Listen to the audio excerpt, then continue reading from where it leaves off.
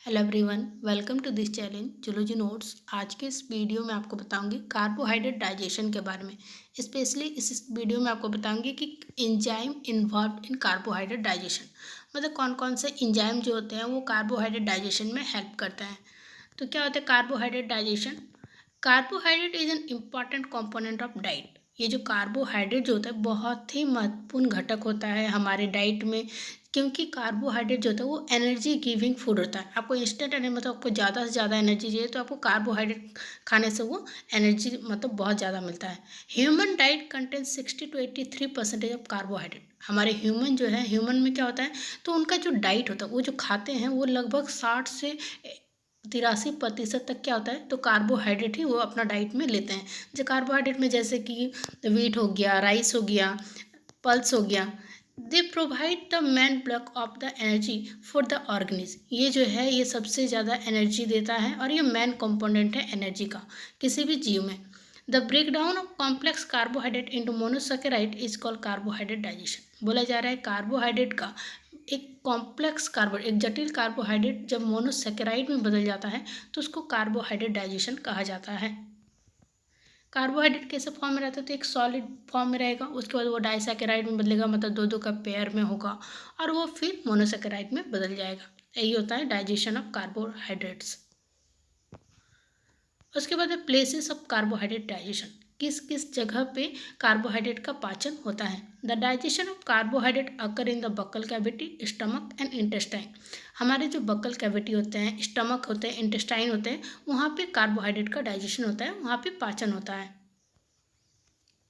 Gland involve in carbohydrate digestion. कौन कौन सा ग्लैंड जो है वो कार्बोहाइड्रेट डाइजेशन में इन्वॉल्व होता है, तो carbohydrate digestion is help by the following digestive gland. Gland है सेलेवरी ग्लैंड, उसके बाद है पैंक्रियाज, उसके बाद है gastric gland and fourth intestinal gland. Enzyme involve in carbohydrate digestion. कौन कौन से एंजाइम जो है वो कार्बोहाइड्रेट डाइजेशन में इन्वॉल्व होते हैं। The breakdown of carbohydrate is brought about by a set of enzyme called carbohydrates. जो मतलब होता है कि कार्बोहाइड्रेट को तोड़ने का काम जो होता है एक एंजाइम का सेट के द्वारा वो किया जाता है, जिसको कार्बोहाइड्रेट्स कहा जाता है। The following are the carbohydrates. कौन कौन सा सेट होता है एंजाइम का, तो पहला होता है टाइलिन, उसके बाद माल्टेज, लैक्टेज, उसका सुक्रेज और सेल्यूलोज। Digestion of starch. जो कार्बोहाइड्रेट का जो फॉर्म है स्टार्च, उसका कैसे डाइजेशन होता है, तो starch is digested by ptyalin. ये जो स्टार्च का जो पाचन होता है वो डाइजेस्टेड किया जाता है फिर टाइलिन के द्वारा। Ptyalin is secreted by salivary gland. Ptyalin किससे स्रावित होता है, तो हमारे जो सेलेवरी ग्लैंड होते हैं वहाँ से स्रावित होते हैं।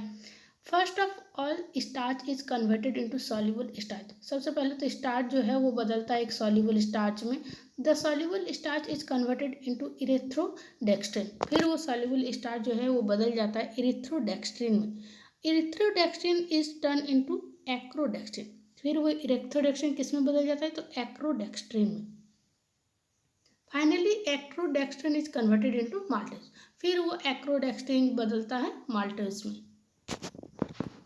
वही फॉर्म है, स्टार्च पहले बदलेगा सॉल्युबल स्टार्च में, फिर वो इरेथ्रोडेक्स्ट्रिन बदलेगा, फिर एक्रोडेक्स्ट्रिन बदलेगा, फिर वो माल्टोज में बदलेगा।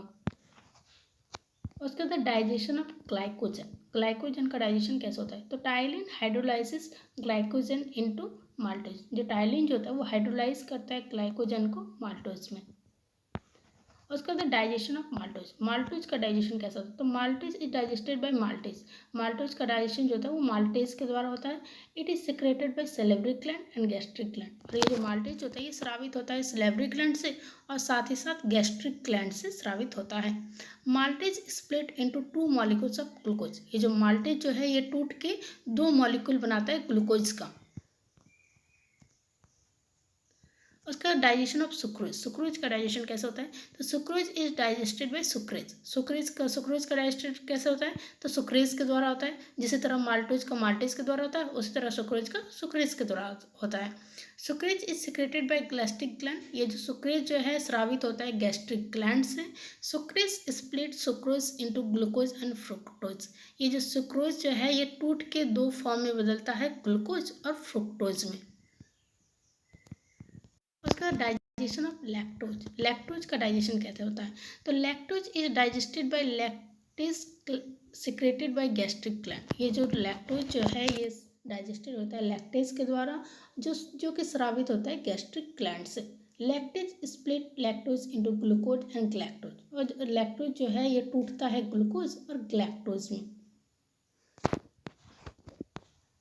उसके बाद है डाइजेशन ऑफ सेल्यूलोज। सेल्यूलोज का डाइजेशन कैसा होता है? तो cellulose is digested by cellulose into glucose. ये जो सेल्यूलोज जो है ये डाइजेस्टेड होता है सेल्यूलोज के द्वारा, किसमें? तो ग्लूकोज में। Man can not produce cellulose. Man में जो होता है, ह्यूमन में जो होता है वो सेल्यूलोज का प्रोडक्शन नहीं होता है।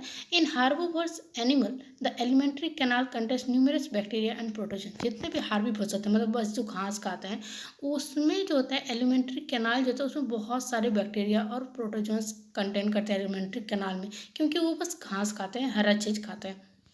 In ruminant animals or mammals, cellulose is digested by the bacteria and protozoans ciliate living inside the rumen. बोला जा रहा है जो रूमिनेंट एनिमल होता है, मतलब जो बस जो रूमिनेंट एनिमल या मैमल्स बोल सकते हैं, जो बस मतलब घास खाते हैं, उसमें क्या होता है? तो उसमें वो बेसिकली वो लोग सेल्यूलोज का खाते हैं, और सेल्यूलोज का डाइजेशन जो होता है, पाचन जो होता है, वो बैक्टीरिया और प्रोटोजोन सीलिएट्स के द्वारा होता है।